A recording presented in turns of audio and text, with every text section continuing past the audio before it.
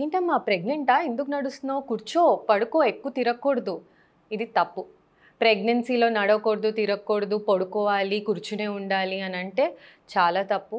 మీరు రోజు చేసే యాక్టివిటీస్ ఎలా ఉంటున్నారో అలానే ఉండండి. ఎక్కువ బరువులు ఎత్తద్దంటాం కానీ జనరల్గా మీరు చేసే యాక్టివిటీస్ చేసుకోవచ్చు. ఇన్ఫ్యాక్ట్ ఎక్కువసేపు కూర్చుని పడుకుని ఉంటేనే ఎక్కువ హార్మ్ఫుల్ అది మీకు. అన్లెస్ అండ్ అంటిల్ మేము మీకు చెప్తే కానీ బెడ్ రెస్ట్ తీసుకోమ్మా అని చెప్తే కానీ మీకు తీసుకోవాల్సిన అవసరం అయితే లేదు. ఇంకోటి ఇదైతే భలే నవ్వొస్తుంది నాకు.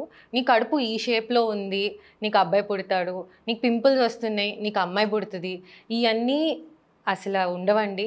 కడుపు షేప్ బట్టి, లేకపోతే మీకు హెయిర్ గ్రోత్ బట్టి, హెయిర్ లాస్ బట్టి, జెండర్ ఆఫ్ ద బేబీ అనేది అబ్బాయా, అమ్మాయి అనేది తెలీదు. ఇలాంటివి మీరు అసల పట్టించుకోకండి.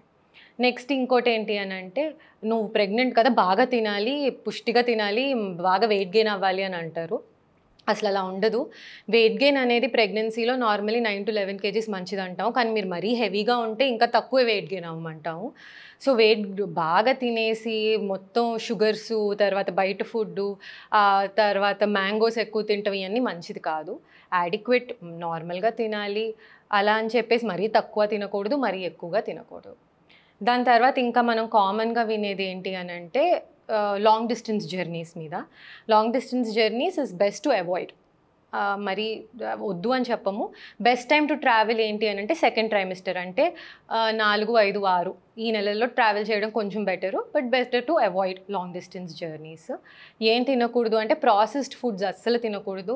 స్వీట్స్ కానీ, sugary drinks Coca-Cola, Pepsi, Maggi ఇలాంటివి తినకూడదు.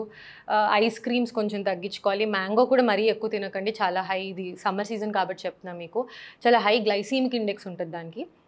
సో హాఫ్ మ్యాంగో అలా తింటే good. But definitely consult your doctor for your food habits. Because అదేంటంటే మీకున్న మెడికల్ కండిషన్స్ బట్టి కూడా ఉంటుంది ఏమి తినొచ్చు, ఏమి తినకూడదు అనేది. Thank you.